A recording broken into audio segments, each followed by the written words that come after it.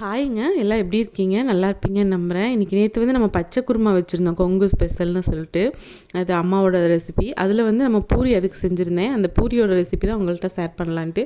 கையில் மாவு எண்ணெய் எதுவுமே ஒட்டாமல் பிசு பிசுன்னு ஆகாமல் மிக்ஸி ஜாரில் வந்து நான் 1 கப் மாவு, கொஞ்சமாக தேவையான அளவு உப்பு, ஒரு பிஞ்சு வந்து சோடா உப்பு, 1/2 ஸ்பூனுக்கு சர்க்கரை, ஒரு 2 ஸ்பூனுக்கு வந்து உருக்குன நெய், அப்புறம் ஒரு 1/2 டம்ளர் தண்ணி ஊற்றிருக்கேன்.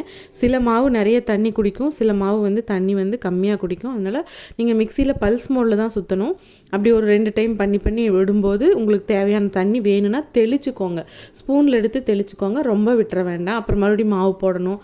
அப்புறம் மறுபடியும் இதுக்காக என்ன சொல்லுவோம், இட்லி வச்சாச்சு குருமா அதுக்கு பத்தலை, சட்னிக்கு பத்தலைன்ட்டு எடுத்துகிட்டு இருப்போம்ல, அந்த மாதிரி கதையாயிருக்கூடாது. நம்ம குவான்டிட்டி எவ்வளோ எடுத்துருக்குறோமோ அதுக்கு தகுந்த தண்ணி வந்து கொஞ்சம் ஸ்பூனில் எடுத்து ஊற்றிட்டு கூட பல்ஸ் தானே நம்ம விட போகிறோம். ஒரு 2 டைம் 3 டைம் வந்து ஓப்பன் பண்ணி பார்த்து செய்கிறதுல தப்பில்லை. நான் இந்த மாதிரி மிக்சியில் வந்து ஒரு 2-3 டைம் பண்ணி எடுத்திருக்கேன். எடுத்ததை வந்து நம்ம கொஞ்சம் அகலமான ஒரு பவுலில் மாற்றிட்டு அதை வந்து கொஞ்சம் நம்ம கை வச்சு நல்லா பிசைஞ்சு இழுத்து பிசைஞ்சு கொடுத்தோன்னா அந்த மாவு வந்து சாஃப்ட் ஆகிடும். அவ்வளோதான். இது வந்து கையில் எதுவுமே ஒட்டாதுங்க, பாத்திரத்தில் கூட ஒட்டி இருக்காது. மிக்ஸி மட்டும்தான் நமக்கு வந்து கழுவி எடுப்போம், அதுலேயுமே ஒட்டி வராதுங்க, பயந்துக்கவே வேண்டியதில்லை. அதனால் நீங்கள் பார்த்து இதில் செஞ்சுக்கலாம். இந்த மாதிரி செய்யும்போது ஒரு டைம் பல்ஸ் விட்டுட்டு கொஞ்சம் 1/2 ஸ்பூனுலேருந்து 1 ஸ்பூனுக்கு நான் வந்து வெள்ளை ரவை சேர்த்துருக்கேன். வெள்ளை ரவை சேர்க்கும்போது உங்களுக்கு வந்து அந்த எண்ணெய் குடிக்காது. சுகர் சேர்க்கிறது வந்து அந்த ப்ரௌன் கலரில் வரும் கொஞ்சம், அதுக்காக தான். பார்த்தீங்கன்னா தெரியும் உங்களுக்கு, மாவு வந்து நான் மிக்சியிலேருந்து மாற்றிட்டு கையில் நல்லா பிசைஞ்சு எடுத்துருக்குறோம். நமக்கு வந்து எப்போவுமே சப்பாத்திக்கு கொஞ்சம் ஸ்டிக்கியாக இருக்கணும், அப்போ வந்து சாஃப்டாக இருக்கும். இது பூரிங்கும்போது கொஞ்சம் கட்டியாக இருந்துச்சுன்னா தான் அந்த பூரி வந்து எண்ணெயும் குடிக்காது, நல்லாவும் இருக்கும்.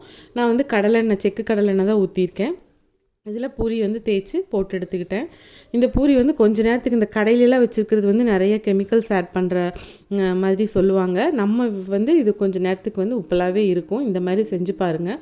இது கூட நீங்கள் வந்து பூரி உருளைக்கிழங்கு மசாலா, கொண்டக்கடலை எது வேணாலும் சாப்பிட்லாம். நான் இந்த குருமா வச்சுக்கிட்டு தான் சர்வ் பண்ணியிருந்தேன். இந்த மாதிரி ஒரு டைம் பூரி செஞ்சு பார்த்துட்டு எப்படி இருந்துச்சுன்னு சொல்லுங்கள். நம்ம சேனல் பிடிச்சிருந்தா லைக் பண்ணுங்கள், கமெண்ட் பண்ணுங்கள், ஷேர் பண்ணுங்கள். அதே மாதிரி சப்ஸ்கிரைப் பண்ணி பெல் ஐக்கானை கிளிக் பண்ணிட்டு பாருங்கள்.